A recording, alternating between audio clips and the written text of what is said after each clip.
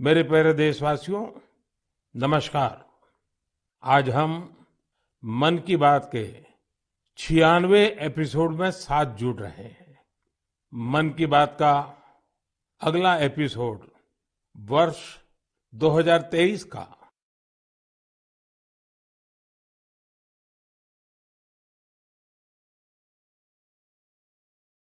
बात करने को भी बड़े आग्रह से कहा है। अतीत का अवलोकन तो हमेशा हमें वर्तमान और भविष्य की तैयारियों की प्रेरणा देता है। 2022 में देश के लोगों का सामर्थ्य, उनका सहयोग, उनका उनकी सफलता का विस्तार इतना ज्यादा रहा कि मन की बात में सभी को समेटना मुश्किल होगा। 2022 वाकई कई मायनों में बहुत ही प्रेरक रहा, अद्भुत रहा। इस साल भारत ने अपनी आजादी के 75 वर्ष पूरे किए और इसी वर्ष अमृत काल का प्रारंभ हुआ। इस साल देश ने नई रफ्तार पकड़ी। सभी देशवासियों ने एक से बढ़कर एक काम किया। 2022 की विभिन्न सफलताओं ने आज पूरे विश्व में भारत के लिए एक विशेष स्थान बनाया है। 2022 यानी भारत द्वारा दुनिया की 5वीं सबसे बड़ी अर्थव्यवस्था का मुकाम हासिल करना। 2022 यानी भारत द्वारा 220 करोड़ वैक्सीन का अविश्वसनीय आंकड़ा पार करने का रिकॉर्ड। 2022 यानी भारत द्वारा निर्यात का $400 बिलियन का जादुई आंकड़ा पार कर जाना। 2022 यानी देश के जन जन द्वारा आत्मनिर्भर भारत के संकल्प को अपनाना, जी कर दिखाना। 2022 यानी भारत के पहले स्वदेशी एयरक्राफ्ट कैरियर आईएनएस विक्रांत का स्वागत। 2022 यानी स्पेस, ड्रोन और डिफेंस सेक्टर में भारत का परचम। 2022 यानी हर क्षेत्र में भारत का दमखम। खेल के मैदान में भी, चाहे कॉमनवेल्थ गेम्स हो या हमारी महिला हॉकी टीम की जीत, हमारे युवाओं ने जबरदस्त सामर्थ्य दिखाया। साथियों, इन सब के साथ ही साल 2022 एक और कारण से हमेशा याद किया जाएगा। ये है एक भारत श्रेष्ठ भारत की भावना का विस्तार। देश के लोगों ने एकता और एकजुटता को सेलिब्रेट करने के लिए भी कई अद्भुत आयोजन किए। गुजरात के माधवपुर मेला हो, जहां रुक्मिणी विवाह और भगवान कृष्ण के पूर्वोत्तर से संबंधों को सेलिब्रेट किया जाता है, या फिर काशी तमिल संगमम हो, इन पर्वों में भी एकता के कई रंग दिखे। 2022 में देशवासियों ने एक और अमर इतिहास लिखा है। अगस्त के महीने में चला हर घर तिरंगा अभियान, भला कौन भूल सकता है। वो पल थे, हर देशवासी के रोंगटे खड़े हो जाते थे। आजादी के 75 वर्ष के इस अभियान में पूरा देश तिरंगामय हो गया। 6 करोड़ से ज्यादा लोगों ने तो तिरंगे के साथ सेल्फी भी भेजी। आजादी का ये अमृत महोत्सव अभी अगले साल भी ऐसे ही चलेगा, अमृत काल की नींव को और मजबूत करेगा। साथियों, इस साल भारत को G20 समूह की अध्यक्षता की जिम्मेदारी भी मिली है। मैंने पिछली बार इस पर विस्तार से चर्चा भी की थी। साल 2023 में हमें G20 के उत्साह को नई ऊंचाई पर लेकर जाना है। इस आयोजन को एक जन आंदोलन बनाना है। मेरे प्यारे देशवासियों, आज दुनिया भर में धूमधाम से क्रिसमस का त्योहार भी मनाया जा रहा है। ये जीसस क्राइस्ट के जीवन, उनकी शिक्षाओं को याद करने का दिन है। मैं आप सभी को क्रिसमस की ढेर सारी शुभकामनाएं देता हूं। साथियों, आज हम सभी के श्रद्धेय अटल बिहारी वाजपेयी जी का जन्मदिन भी है। वे एक महान राजनेता थे जिन्होंने देश को असाधारण नेतृत्व दिया। हर भारतवासी के हृदय में उनके लिए एक खास स्थान है। मुझे कोलकाता से आस्था जी का एक पत्र मिला है। इस पत्र में उन्होंने हाल की अपनी दिल्ली यात्रा का जिक्र किया है। वे लिखती हैं कि इस दौरान उन्होंने पीएम म्यूजियम देखने के लिए समय निकाला। इस म्यूजियम में उन्हें अटल जी की गैलरी खूब पसंद आई। अटल जी के साथ वहां खींची गई तस्वीर तो उनके लिए यादगार बन गई है। अटल जी की गैलरी में हम देश के लिए उनके बहुमूल्य योगदान की झलक देख सकते हैं। इंफ्रास्ट्रक्चर हो, शिक्षा या फिर विदेश नीति, उन्होंने भारत को हर क्षेत्र में नई ऊंचाइयों पर ले जाने का काम किया। मैं एक बार फिर अटल जी को हृदय से नमन करता हूं। साथियों, कल 26 दिसंबर को वीर बाल दिवस है और मुझे इस अवसर पर दिल्ली में साहिबजादा जोरावर सिंह जी और साहिबजादा फतेह सिंह जी की शहादत को समर्पित एक कार्यक्रम में शामिल होने का सौभाग्य मिलेगा।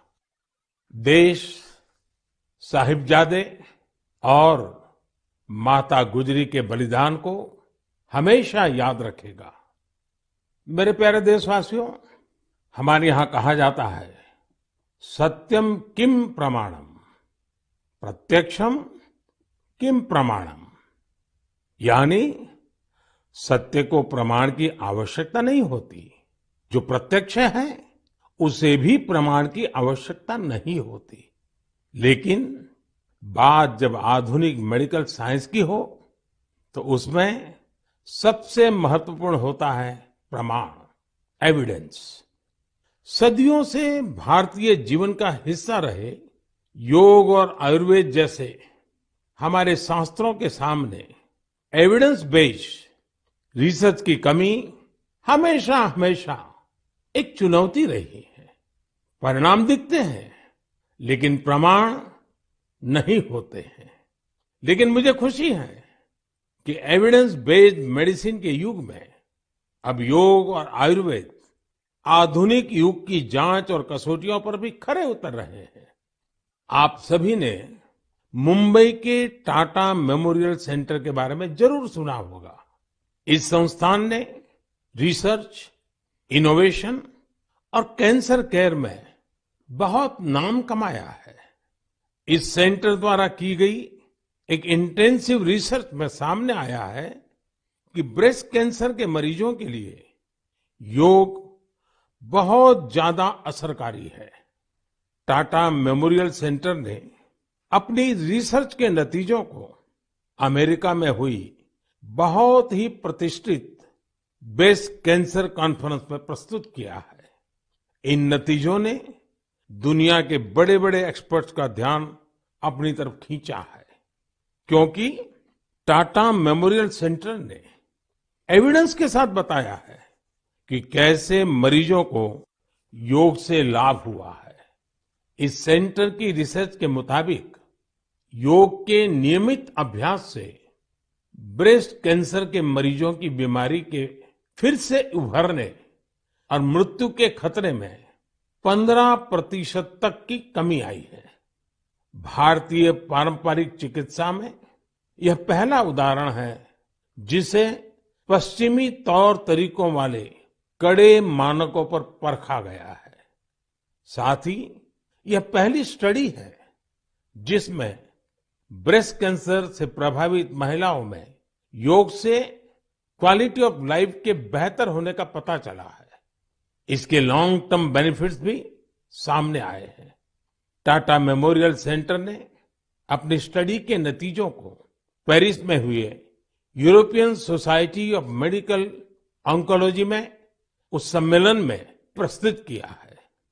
साथियों, आज के युग में भारतीय चिकित्सा पद्धतियां जितनी ज्यादा एविडेंस बेस्ड होगी, उतनी ही पूरे विश्व में उनकी स्वीकार्यता बढ़ेगी। इसी सोच के साथ दिल्ली के एम्स में भी एक प्रयास किया जा रहा है। यहां हमारी पारंपरिक चिकित्सा पद्धतियों को वैलिडेट करने के लिए 6 साल पहले centre for integrative medicine and research की स्थापना की गई। इसमें लेटेस्ट मॉडर्न टेक्निक्स और रिसर्च मेथड्स का उपयोग किया जाता है। यह सेंटर पहले ही प्रतिष्ठित अंतर्राष्ट्रीय जर्नल्स में 20 पेपर प्रकाशित कर चुका है। अमेरिकन कॉलेज ऑफ कार्डियोलॉजी के जर्नल में प्रकाशित एक पेपर में सिंकपी से पीड़ित मरीजों को योग से होने वाले लाभ के बारे में बताया गया है। इसी प्रकार न्यूरोलॉजी जर्नल के पेपर में माइग्रेन में योग के फायदों के बारे में बताया गया है। इनके अलावा कई और बीमारियों में भी योग के बेनिफिट्स को लेकर स्टडी की जा रही है, जैसे heart disease, depression, sleep disorders और प्रेगनेंसी के दौरान महिलाओं को होने वाली समस्याएं। साथियों, कुछ दिन पहले ही मैं वर्ल्ड आयुर्वेद कांग्रेस के लिए गोवा में था। इसमें 40 से ज्यादा देशों के डेलीगेट शामिल हुए और यहाँ 550 से अधिक साइंटिफिक पेपर्स प्रेजेंट किए गए। भारत सहित दुनिया भर की करीब 215 कंपनियों ने यहाँ एग्जीबिशन में अपने प्रोडक्ट्स को डिस्प्ले किया। 4 दिनों तक चले इस एक्सपो में 1 लाख से भी अधिक लोगों ने आयुर्वेद से जुड़े अपने एक्सपीरियंस को एंजॉय किया। आयुर्वेद कांग्रेस में भी मैंने दुनिया भर से जुटे आयुर्वेद एक्सपर्ट्स के सामने एविडेंस बेस्ड रिसर्च का आग्रह दोहराया। जिस तरह कोरोना वैश्विक महामारी के इस समय में योग और आयुर्वेद की शक्ति को हम सभी देख रहे हैं, उसमें इनसे जुड़ी एविडेंस बेस्ड रिसर्च बहुत ही महत्वपूर्ण साबित होगी। मेरा आपसे भी आग्रह है कि योग, आयुर्वेद और हमारी पारंपरिक चिकित्सा पद्धतियों से जुड़े हुए ऐसे प्रयासों के बारे में अगर आपके पास कोई जानकारी हो तो उन्हें सोशल मीडिया पर जरूर शेयर करें। मेरे प्यारे देशवासियों, बीते कुछ वर्षों में हमने स्वास्थ्य क्षेत्र से जुड़ी कई बड़ी चुनौतियों पर विजय पाई है। इसका पूरा श्रेय हमारे मेडिकल एक्सपर्ट्स, साइंटिस्ट और देशवासियों की इच्छा शक्ति को जाता है। हमने भारत से स्मॉल पॉक्स, पोलियो और गिनी वॉर्म जैसी बीमारियों को समाप्त करके दिखाया है। आज मन की बात के श्रोताओं को मैं एक और चुनौती के बारे में बताना चाहता हूं, जो अब समाप्त होने की कगार पर है। ये चुनौती है, ये बीमारी है कालाजार। इस बीमारी का परजीवी सैंड फ्लाई यानी बालू मक्खी के काटने से फैलता है। जब किसी को कालाजार होता है तो उसे महीनों तक बुखार रहता है, खून की कमी हो जाती है, शरीर कमजोर पड़ जाता है और वजन भी घट जाता है। यह बीमारी बच्चों से लेकर बड़ों तक किसी को भी हो सकती है, लेकिन सबका प्रयास से कालाजार नाम की ये बीमारी अब तेजी से समाप्त होती जा रही है। कुछ समय पहले तक कालाजार का प्रकोप 4 राज्यों के 50 से अधिक जिलों में फैला हुआ था, लेकिन अब ये बीमारी बिहार और झारखंड के 4 जिलों तक ही सिमटकर रह गई है। मुझे विश्वास है बिहार, झारखंड के लोगों का सामर्थ्य, उनकी जागरूकता इन 4 जिलों से भी कालाजार को समाप्त करने में सरकार के प्रयासों को मदद करेगी। कालाजार प्रभावित क्षेत्रों के लोगों से भी मेरा आग्रह है कि वो 2 बातों का जरूर ध्यान रखें। एक है सैंड फ्लाई या बालू मक्खी पर नियंत्रण और दूसरा जल्द से जल्द इस रोग की पहचान और पूरा इलाज। कालाजार का इलाज आसान है। इसके लिए काम आने वाली दवाएं भी बहुत कारगर होती हैं। बस आपको सतर्क रहना है। बुखार हो तो लापरवाही ना बरतें और बालू मक्खी को खत्म करने वाली दवाइयों का छिड़काव भी करते रहें। जरा सोचिए, हमारा देश जब कालाजार से भी मुक्त हो जाएगा तो ये हम सभी के लिए कितनी खुशी की बात होगी।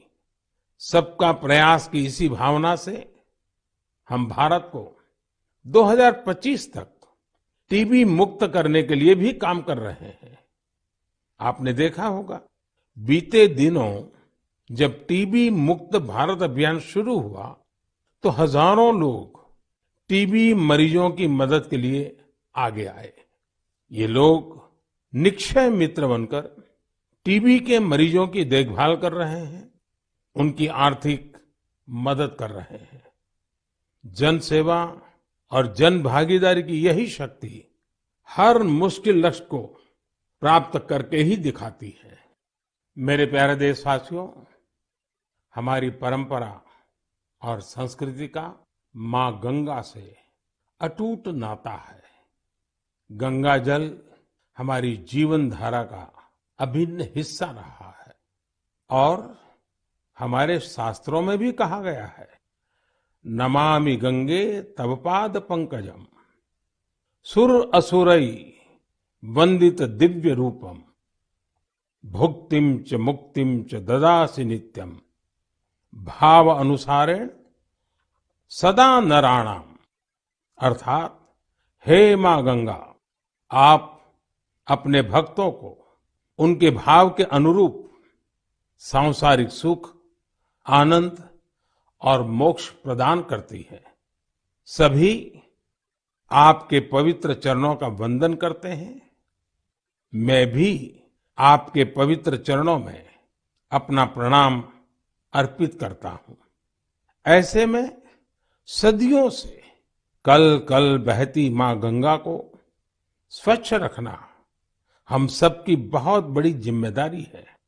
इसी उद्देश्य के साथ 8 साल पहले हमने नमामि गंगे अभियान की शुरुआत की थी। हम सभी के लिए गौरव की बात है कि भारत की इस पहल को आज दुनिया भर की सराहना मिल रही है। यूनाइटेड नेशंस ने नमामि गंगे मिशन को इकोसिस्टम को रिस्टोर करने वाली दुनिया के टॉप 10 इनिशिएटिव में शामिल किया है। ये और भी खुशी की बात है कि पूरे विश्व के 160 ऐसे इनिशिएटिव्स में नमामि गंगे को यह सम्मान मिला है। साथियों, नमामि गंगे अभियान की सबसे बड़ी ऊर्जा लोगों की निरंतर सहभागिता है। नमामि गंगे अभियान में गंगा प्रहरियों और गंगा दूतों की भी बड़ी भूमिका है। वे पेड़ लगाने, घाटों की सफाई, गंगा आरती, नुक्कड़ नाटक, पेंटिंग और कविताओं के जरिए जागरूकता फैलाने में जुटे हैं। इस अभियान से बायोडायवर्सिटी में भी काफी सुधार देखा जा रहा है। हिल्सा मछली, गंगा डॉल्फिन और कछुओं की विभिन्न प्रजातियों की संख्या में काफी वृद्धि हुई है। गंगा का इकोसिस्टम क्लीन होने से आजीविका के अन्य अवसर भी बढ़ रहे हैं। यहाँ मैं जलज आजीविका मॉडल की चर्चा करना चाहूंगा, जो कि बायोडायवर्सिटी को ध्यान में रखकर तैयार किया गया है। इस टूरिज्म बेस्ड बोट सफारीज को 26 लोकेशंस पर लॉन्च किया गया है। जाहिर है, नमामि गंगे मिशन का विस्तार, उसका दायरा नदी की सफाई से कहीं ज्यादा बढ़ा है। ये जहां हमारी इच्छा शक्ति और अथक प्रयासों का एक प्रत्यक्ष प्रमाण है, वहीं ये पर्यावरण संरक्षण की दिशा में विश्व को भी एक नया रास्ता दिखाने वाला है। मेरे प्यारे देशवासियों, जब हमारी संकल्प शक्ति मजबूत हो तो बड़ी से बड़ी चुनौती भी आसान हो जाती है। इसकी मिसाल पेश की है सिक्किम के थेगू गांव के संगे शेरपा जी ने। ये पिछले 14 साल से 12,000 फीट से भी ज्यादा की ऊंचाई पर पर्यावरण संरक्षण के काम में जुटे हुए हैं। संगे जी ने सांस्कृतिक और पौराणिक महत्व का सोमगो लेक, उसे स्वच्छ रखने का बीड़ा उठा लिया है। अपने अथक प्रयासों से उन्होंने इस ग्लेशियर लेक का रंग रूप ही बदल डाला है। साल 2008 में संगे शेरपा जी ने जब स्वच्छता का यह अभियान शुरू किया था, तब उन्हें कई मुश्किलों का सामना करना पड़ा, लेकिन देखते ही देखते उनके इस नेक कार्यों में युवाओं और ग्रामीणों के साथ ही पंचायत का भी भरपूर सहयोग मिलने लगा। आज आप अगर सोमगो लेक को देखने जाएंगे तो वहां चारों ओर आपको बड़े बड़े गार्बेज बिन्स मिलेंगे। अब यहाँ जमा हुए कूड़े कचरे को रिसाइकलिंग के लिए भेजा जाता है। यहाँ आने वाले पर्यटकों को कपड़े से बने गार्बेज बैग्स भी दिए जाते हैं, ताकि कूड़ा कचरा इधर उधर न फेंके। अब बेहद साफ सुथरी हो चुकी इस झील को देखने हर साल करीब 5 लाख पर्यटक यहाँ पहुंचते हैं। सोमगो लेक के संरक्षण के इस अनूठे प्रयास के लिए संगे शेरपा जी को कई संस्थाओं ने सम्मानित भी किया है। ऐसी ही कोशिशों के बदौलत आज सिक्किम की गिनती भारत के सबसे स्वच्छ राज्यों में होती है। मैं संगे शेरपा जी और उनके साथियों के साथ साथ देश भर में पर्यावरण संरक्षण के नेक प्रयास में जुटे लोगों की भी हृदय से प्रशंसा करता हूं। साथियों, मुझे खुशी है कि स्वच्छ भारत मिशन आज हर भारतीय के मन में रच बस चुका है। साल 2014 में इस जन आंदोलन के शुरू होने के साथ ही इसे नई ऊंचाइयों पर ले जाने के लिए लोगों ने कई अनूठे प्रयास किए हैं। और ये प्रयास सिर्फ समाज के भीतर ही नहीं, बल्कि सरकार के भीतर भी हो रहे हैं। लगातार इन प्रयासों का परिणाम ये है, कूड़ा कचरा हटने के कारण, बिन जरूरी सामान हटने के कारण दफ्तरों में काफी जगह खुल जाती है, नया स्पेस मिल जाता है। पहले जगह के अभाव में दूर दूर किराए पर दफ्तर रखने पड़ते थे। इन दिनों ये साफ सफाई के कारण इतनी जगह मिल रही है कि अब एक ही स्थान पर सारे दफ्तर बैठ रहे हैं। पिछले दिनों सूचना और प्रसारण मंत्रालय ने भी मुंबई में, अहमदाबाद में, कोलकाता में, शिलांग में, कई शहरों में अपने दफ्तरों में भरपूर प्रयास किया और उसके कारण आज उनको 2-2, 3-3 मंजिलें पूरी तरह नए सिरे से काम में आ सके ऐसी उपलब्ध हो गई। ये अपने आप में स्वच्छता के कारण हमारे संसाधनों का ऑप्टिमम यूटिलाइजेशन का उत्तम अनुभव आ रहा है। समाज में भी, गांव-गांव, शहर-शहर में भी, उसी प्रकार से दफ्तरों में भी ये अभियान देश के लिए भी हर प्रकार से उपयोगी सिद्ध हो रहा है। मेरे प्यारे देशवासियों, हमारे देश में अपनी कला संस्कृति को लेकर एक नई जागरूकता आ रही है, एक नई चेतना जागृत हो रही है।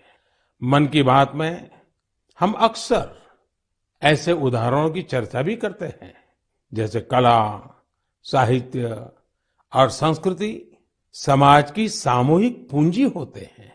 वैसे ही इन्हें आगे बढ़ाने की जिम्मेदारी भी पूरे समाज की होती है। ऐसा ही एक सफल प्रयास लक्षद्वीप में हो रहा है। यहाँ कल्पेनी द्वीप पर एक क्लब है, कुमेल ब्रदर्स चैलेंजर्स क्लब। ये क्लब युवाओं को स्थानीय संस्कृति और पारंपरिक कलाओं के संरक्षण के लिए प्रेरित करता है। यहाँ युवाओं को लोकल आर्ट, कोलकली, परिचाकली, किलिप्पाट्टू और पारंपरिक गानों की ट्रेनिंग दी जाती है। यानी पुरानी विरासत नई पीढ़ी के हाथों में सुरक्षित हो रही है, आगे बढ़ रही है। और साथियों, मुझे खुशी है इस प्रकार के प्रयास देश में ही नहीं विदेश में भी हो रहे हैं। हाल ही में दुबई से खबर आई कि वहां के कालारी क्लब ने Guinness book of world records में नाम दर्ज किया है। कोई भी सोच सकता है कि दुबई के क्लब ने रिकॉर्ड बनाया तो जो भारत से क्या संबंध। दरअसल ये रिकॉर्ड भारत की प्राचीन मार्शल आर्ट कलारियपट्टू से जुड़ा है। ये रिकॉर्ड एक साथ सबसे अधिक लोगों के द्वारा कलारी के प्रदर्शन का है। कलारी क्लब दुबई में दुबई पुलिस के साथ मिलकर ये प्लान किया और यूएई के नेशनल डे में प्रदर्शित किया। इस आयोजन में 4 साल के बच्चों से लेकर 60 वर्ष तक के लोगों ने कलारी की अपनी क्षमता का बेहतरीन प्रदर्शन किया। अलग अलग पीढ़ियां कैसे एक प्राचीन परंपरा को आगे बढ़ा रही हैं, पूरे मनोयोग से बढ़ा रही हैं, ये उसका अद्भुत उदाहरण है। साथियों, मन की बात के श्रोताओं को मैं कर्नाटका के गडक जिले में रहने वाले कवेम श्री जी के बारे में भी बताना चाहता हूँ। कवेम श्री दक्षिण में कर्नाटका की कला संस्कृति को पुनर्जीवित करने के मिशन में पिछले 25 वर्षों से अनवरत लगे हुए हैं। आप कल्पना कर सकते हैं कि उनकी तपस्या कितनी बड़ी है।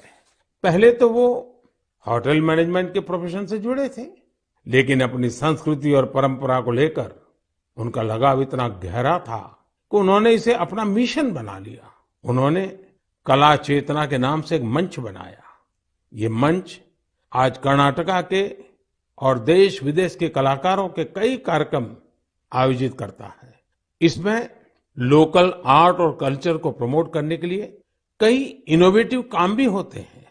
साथियों, अपनी कला संस्कृति के प्रति देशवासियों के उत्साह अपनी विरासत पर गर्व की भावना का ही प्रकटीकरण है। हमारे देश में तो हर कोने में ऐसे कितने ही रंग बिखरे हैं। हमें भी उन्हें सजाने, संवारने और संरक्षित करने के लिए निरंतर काम करना चाहिए। मेरे प्यारे देशवासियों, देश के अनेक क्षेत्रों में बांस से अनेक सुंदर और उपयोगी चीजें बनाई जाती हैं। विशेष रूप से आदिवासी क्षेत्रों में बांस के कुशल कारीगर कुशल कलाकार है। जब से देश ने बैम्बू से जुड़े अंग्रेजों के जमाने के कानूनों को बदला है, इसका एक बड़ा बाजार तैयार हो गया है। महाराष्ट्र के पालघर जैसे क्षेत्रों में भी आदिवासी समाज के लोग बैम्बू से कई खूबसूरत प्रोडक्ट्स बनाते हैं। बैम्बू से बनने वाले बॉक्सेस, कुर्सी, चायदानी, टोकरियां और ट्रे जैसी चीजें खूब लोकप्रिय हो रही है। यही नहीं, ये लोग बैम्बू घास से खूबसूरत कपड़े और सजावट की चीजें भी बनाते हैं। इससे आदिवासी महिलाओं को रोजगार भी मिल रहा है और उनके हुनर को पहचान भी मिल रही है। साथियों, कर्नाटका के एक दंपति सुपारी के रेशे से बनी कई यूनिक प्रोडक्ट्स इंटरनेशनल मार्केट तक पहुंचा रहे हैं। कर्नाटका में शिवमोगा में ये दंपति हैं, श्रीमान सुरेश और उनकी पत्नी श्रीमती मैथिली। ये लोग सुपारी के रेशे से ट्रे, प्लेट और हैंडबैग से लेकर कई डेकोरेटिव चीजें बना रहे हैं। इसी रेशे से बनी चप्पलें भी आज खूब पसंद की जा रही हैं। उनके प्रोडक्ट्स आज लंदन और यूरोप के दूसरे बाजारों तक में बिक रहे हैं। यही तो हमारे प्राकृतिक संसाधनों और पारंपरिक हुनर की खूबी है, जो सबको पसंद आ रही है। भारत के इस पारंपरिक ज्ञान में दुनिया सस्टेनेबल फ्यूचर के रास्ते देख रही है। हमें खुद भी इस दिशा में ज्यादा से ज्यादा जागरूक होने की जरूरत है। हम खुद भी ऐसे स्वदेशी और लोकल प्रोडक्ट इस्तेमाल करें और दूसरों को भी ये उपहार में दें। इससे हमारी पहचान भी मजबूत होगी, स्थानीय अर्थव्यवस्था भी मजबूत होगी और बड़ी संख्या में लोगों का भविष्य भी उज्जवल होगा। मेरे प्यारे देशवासियों, अब हम धीरे धीरे मन की बात के 100वें एपिसोड के अभूतपूर्व पड़ाव की ओर बढ़ रहे हैं। मुझे कई देशवासियों के पत्र मिले हैं जिनमें उन्होंने 100वें एपिसोड के बारे में बड़ी जिज्ञासा प्रकट की है। 100वें एपिसोड में हम क्या बात करें, उसे कैसे खास बनाएं, इसके लिए आप मुझे अपने सुझाव भेजेंगे तो मुझे बहुत अच्छा लगेगा। अगली बार हम वर्ष 2023 में मिलेंगे।